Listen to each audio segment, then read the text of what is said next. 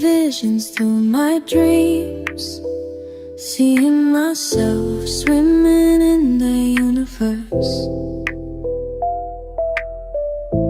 My ancestors gave me gifts to read cards, predict and heal. My name is Daphne, but spirit calls me Babylon. Angels communicate through numbers. Intuition is so deep.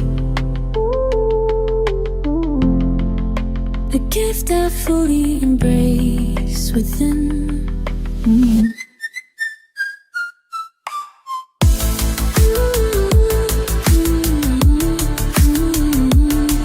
Hi everyone! Welcome po sa inyong almost personal reading. Let's check no kung ano po ang nangyayari sa paligid. I want you to know that this is a general reading, so you may resonate po sa buong reading na ito or baka konti lang. Take what's only yours. I also want you to know na ito po ay timeless reading, so whenever you find the video, the message is also meant to find you.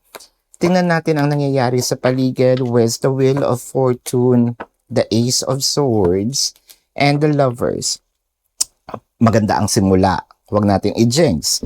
Nakikita natin na itong person na ito talagang sabihin natin patay na patay sa'yo.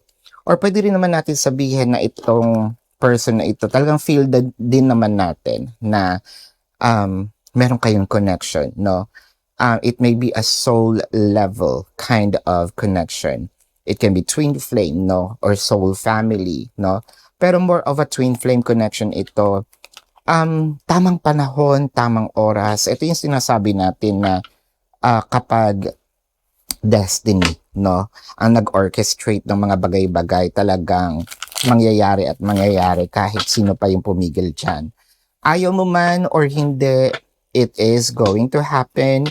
I feel like siguro medyo nafe-feel natin sa sarili natin na wala na bang taong magmamahal sa akin? You're kind of wrong because eto na yung taong parang itinadhana sa'yo. There may be things in life that we don't know, no? Bakit ba nangyayari? We might feel a little devastations itong mga nakaraang romance natin. Pwede natin sabihin siguro na hindi siya yung taong para sa akin. Hindi siya yung gusto kong makasama. But little do you know, it may sound cliche, but there is really a reason for things are not happening. You may not going to find the reason why. However, the universe might gonna show to you, no? Ito yung dahilan bakit hindi nangyari yung gusto mo. With the Wheel of Fortune, with the Three of Swords and the Two of Cups.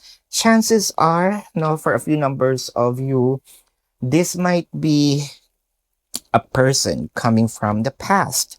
So, this person might probably hurt you, the Three of Swords. This person might probably, sabihin nating, took away, no, your peace of mind, betrayed your trust. However, nandito yung growth, no, nitong person na ito. Probably itong silence became a learning curve for this person to understand how this relationship works, how this person truly feels about you, how they should manage, no, and handle the connection. So with the Two of Cups, napapansin din natin dito yung emotion nila is mas lalong lumalim. Ganun naman talaga kapag nahiwalay ka sa taong mahal mo, no? There will be chances na kung kailan wala na yung tao or kailan wala na yung bagay, dun mo makikita yung importance and yung value nila. So with the Ace of Swords, gagawa ito ng mga bagay ito na pwedeng sabihin natin no beginning between you and your person. Actions kasi ito with the Ace of Swords. So mafe-feel mo yung intensity ng kanilang pag-approach sa'yo because there's an actual action. With the Seven of Wands and the Temperance, I feel like itong pagbabalik ng taong ito is more of gagawa siya ng mga bagay to parang mag-strategize kasi ito eh. Strategize dahil pwedeng makikipag-connive ito sa mga taong malalapit sa inyo. Makikipag-connive ito sa mga taong dati nyong kakilala or still kakilala ninyo. It can be your coworker, your family members na kaklose niya or family members niya na kaklose mo. So, nakikita natin dito yung effort, no? Parang gagawin ko naman ang lahat. Yun ang sabi niya. With the 9 of Wands and the Hanged Man, nakikita natin dito din with the 9 of Wands, parang more of open na si person. Pero kasi kahit gagawa ito ng way, parang this is also my last resort. Kapag na-reject ako nitong person ko, I might gonna embrace the idea of this might gonna be the end of it. And wala akong ibang dapat sisihin kundi sarili ko dahil ako ang gumawa nito, no?